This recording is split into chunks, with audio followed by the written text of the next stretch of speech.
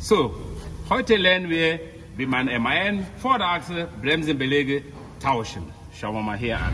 So. Da stellst du die Bremskolben zurück. Schauen wir mal genau hier.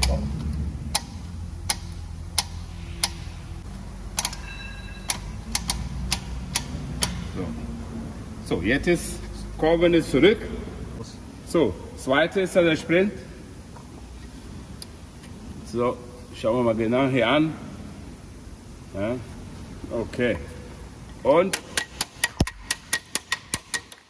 so.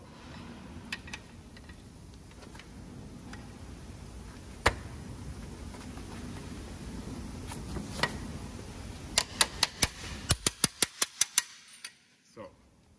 Yeah.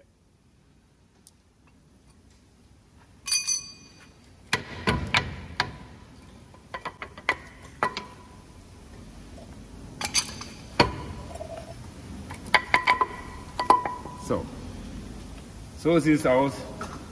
Erstmal sauber machen hier.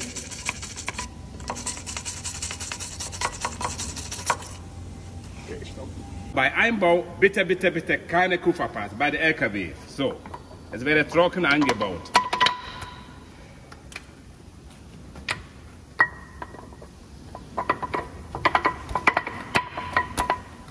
So.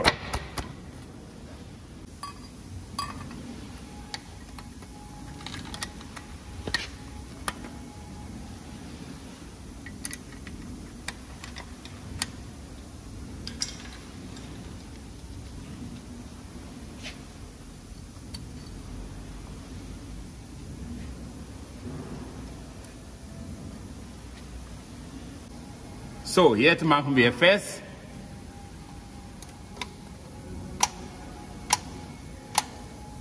Und viermal klicken lassen. Und schauen wir mal genau hier an. So genau kann man immer machen. Achtung, ich habe was vergessen. Ich habe euch lieb.